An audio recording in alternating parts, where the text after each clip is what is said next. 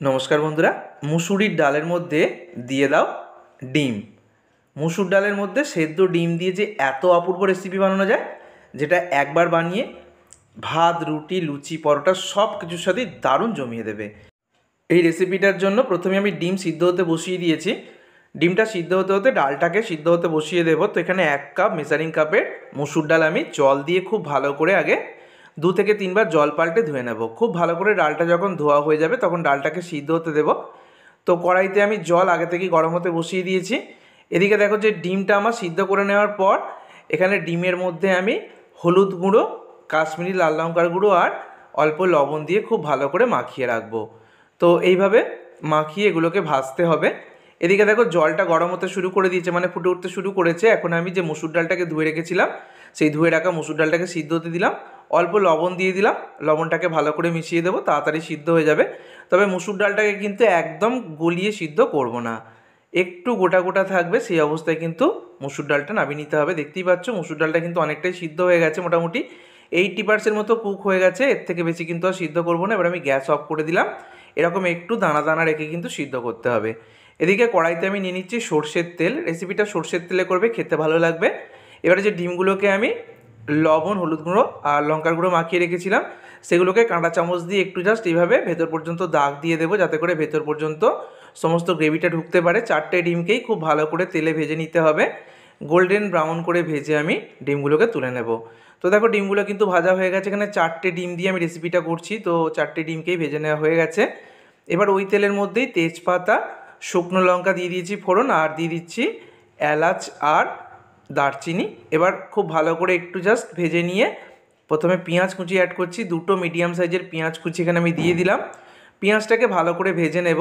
তো গ্যাসের ফ্লেমটাকে হাইতে রেখে পেঁয়াজটাকে দেখো 2 থেকে 3 মিনিট সময় ধরে আগে একটু ভেজে নিচ্ছি। তারপরে আমি রসুন বাটা আর আদা বাটা অ্যাড করছি। আদা রসুনের কাঁচা গন্ধ চলে যাওয়া পর্যন্ত ভেজে নেব।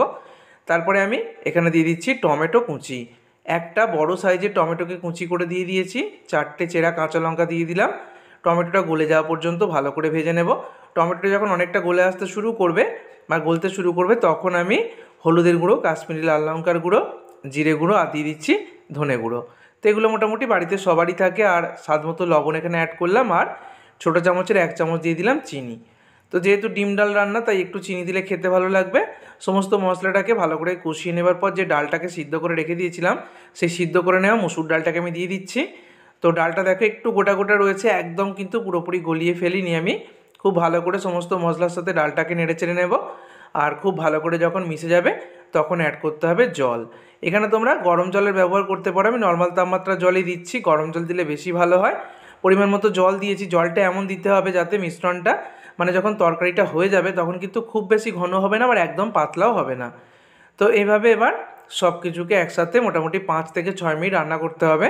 আর মিনিট 5 মতো ফুটিয়ে নেবার পর আমি যে ডিমগুলোকে ভেজে রেখে দিয়েছিলাম, সেই সিদ্ধ করা ডিমগুলো একে একে দিয়ে দিচ্ছি। এভাবে 4টে ডিমকেই দিয়ে দিয়েছি। এবার নেড়ে চেড়ে নেব।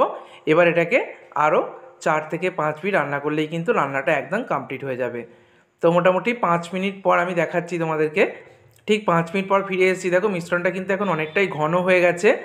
এর থেকে বেশি কিন্তু ঘন করা যাবে না। এর থেকে বেশি ঘন করলে ঠান্ডা হয়ে যাওয়ার পর একদমই টেনে আসবে। আর এই রেসিপিটা চেষ্টা করবে একদম গরম গরম খাবার। গরম গরম ভাতের সাথে দারুণ লাগে। লুচি, রুটি, পরোটার সাথেও কিন্তু খেতে খুবই ভালো লাগবে। শেষে একটু ধনেপাতা কুচি আমি দিয়ে দিচ্ছি, আর দিয়ে দেব গরম মশলার গুঁড়ো। ধনেপাতা কুচি আর গরম মশলার গুঁড়োটা মিশিয়ে নেবার পর আমি গ্যাস অফ করে দেব। তো ভালো করে মিশিয়ে নিলাম। দেখো একদম গ্রেভির ঘনত্বটা দেখিয়ে দিচ্ছি, এরকম মিডিয়াম ঘনত্ব করে নিতে হবে, খুব বেশি পাতলা না, খুব বেশি ঘন না। এই অবস্থায় গ্যাস অফ করে দিলাম। এবার আমি সার্ভ করে নেব। দেখো কত সুন্দর দেখতে হয়েছে। তৈরি হয়ে গেল দুর্দান্ত রেসিপি ডিম ডাল। এই ডিম ডাল আলাদা আলাদাভাবে আমরা রান্না করি, তবে একসাথেই ডিম আর ডাল যেভাবে দেখালাম একবার করে দেখো।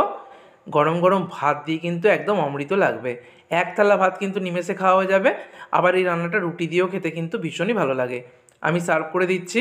তাহলে বন্ধুরা বাড়িতে একবার হলেও ট্রাই করো, একদম ইউনিক এই ডিম ডালের রেসিপিটা। ভিডিওটা ভালো লাগলে বন্ধুদের মধ্যে অনেক অনেক শেয়ার করার রিকোয়েস্ট রইল। সকলে সুস্থ থেকো। ধন্যবাদ।